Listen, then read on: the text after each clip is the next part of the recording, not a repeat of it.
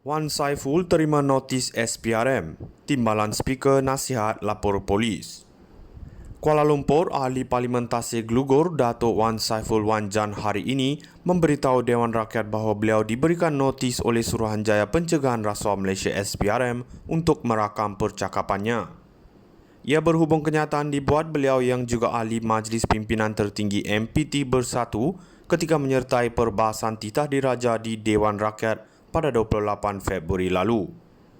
Wan Saiful didakwa mengeluarkan kenyataan berbau sangkaan jahat terhadap Perdana Menteri Datuk Seri Anwar Ibrahim sehingga mencetuskan kekecauan di Dewan Rakyat.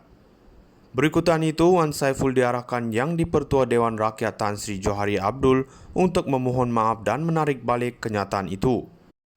Wan Saiful berkata notis itu mengganggunya sehingga memberi tekanan tidak wajar kepada beliau sebagai ahli parlimen. Beliau menyifatkan notis itu sebagai tidak adil termasuk berbahaya kerana boleh mengancam imuniti ahli parlimen daripada pendakwaan dan keistimewaan ketika berucap atau berbahas dalam sidang Dewan Rakyat. Katanya beliau sudah pun membuat permohonan maaf dan menarik balik kenyataan. Jadi keputusan speaker telah dibuat dalam hal ini.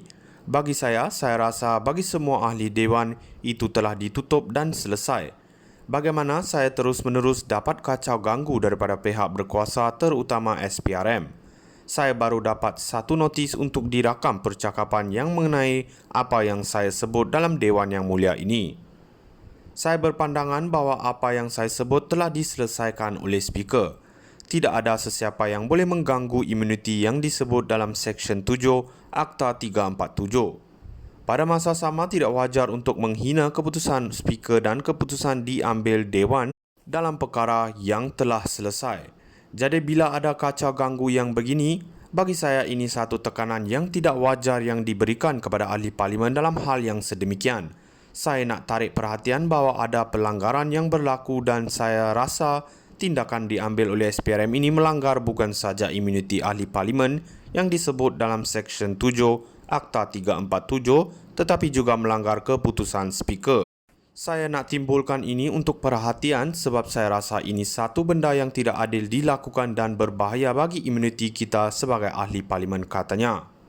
Sebagai respons terhadap isu dibangkitkan itu, Timbalan Yang di-Pertua Dewan Rakyat, Datuk Ramli Muhammad Noor berkata, mengikut Peraturan Mesyuarat 43, apa-apa keputusan speaker adalah muktamad.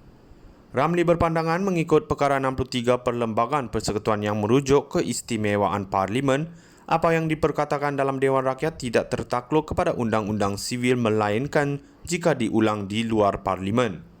Justru beliau berpendapat tindakan SPRM itu adalah untuk menjalankan siasatan terhadap isu yang ditimbulkan sambil menasihatkan Wan Saiful membuat laporan polis.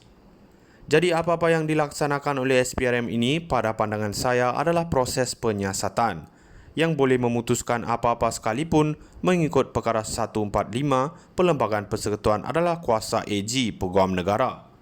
Saya rasa YB keluar dari Dewan ini buat satu laporan polis supaya siasatan juga boleh dijalankan atas kuasa-kuasa dijalankan oleh SPRM dan pemutusnya adalah mengikut Perkara 145 iaitu Peguam Negara, katanya.